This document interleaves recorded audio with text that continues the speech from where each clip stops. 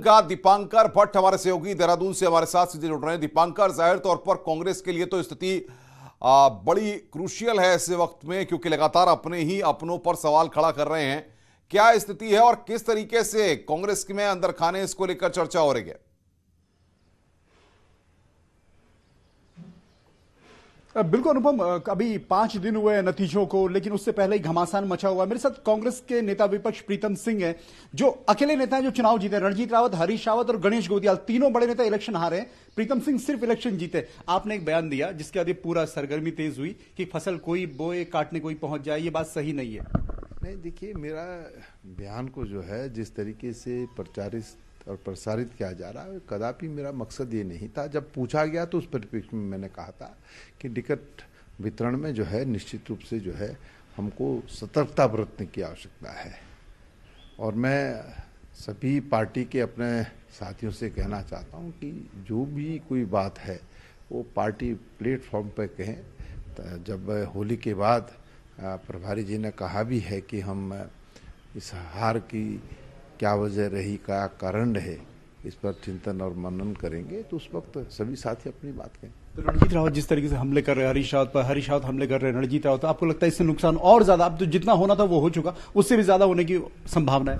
नहीं, देखिए, चाहे हरीश रावत जी हैं, वो तो हमारे बहुत वरिष्ठ नेता हैं, और रणजीत रावत जी हमारे कार्यकारी अध्यक्ष हैं।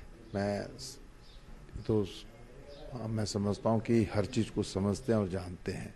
मैं तो सभी साथियों से कहना चाहता हूं कि जो भी कोई बात किसी को कहनी है, तो जब पराजय पर जो है बात होगी तो उस समय पार्टी प्लेटफॉर्म पे कहे, और पार्टी प्लेटफॉर्म पे ही जो है हर बात होनी चाहिए। ये मैं सभी से आग्रह करता हूं। अध्यक्ष भी रहे, नेता विपक्ष भी रहे, आपको लगता है कि आपने जो बयान दिया कि फसल बोई कोई काटे कोई गलती हुई है, गलतियां हुई हैं 2022 में? नहीं, देखिए, मैंने कहा कि टिकट वितरण में निश्चित रूप से हर चीज़ का जो है हमको ध्यान रखना पड़ेगा भविष्य के लिए, ताकि क्योंकि लग रहा था 2022 में कांग्रेस की वापसी होगी, वो अब वापसी नहीं हो पाई। बहुत सारे उसके कारण रहे।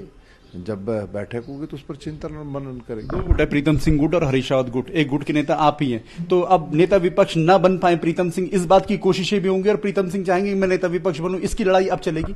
देखिए, प्रीतम सिंह तो कांग्रेस का एक बहुत छोटा सा अदना सा सिपाही है, और राष्ट्रीय नेतृत्व ने जब जो जिम्मेदारी सौंपी उसका मैंने पूरी ईमानदारी और निष्ठा के साथ निर्वहन। दीपांकर, पूछिएगा जरूर प्रीतम सिंह से कि अगर आपके फेस को लेकर कांग्रेस आगे आती तो शायद परिणाम कुछ और होते, तस्वीर कुछ और होती। ये हमारे सम्मानित विधायकगण, राष्ट्रीय नेतृत्व तय करेगा कि किसको जिम्मेदारी सौंपनी है।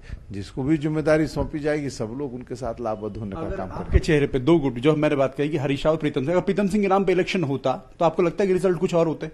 देखिए, हाइपोथेटिक प्रश्न है। कहते हैं ना, बात चली गई तो अब उस पर कोई बात हमके कदापि उचित नहीं। सांप निकल गया, लकीर को पीटने से कोई फायदा नहीं है। हरीश रावत जी हमारे वरिष्ठ नेता हैं। अब जीते, अब जो हालत हो गई इस पे तो सुधर जाएं, ये आप कहेंगे? देखिए, मैं ये जरूर कहना चाहता हूं कि ये जो चुनाव हुआ, ये इसमें कोई किसी का चेहरा घोषित नहीं था।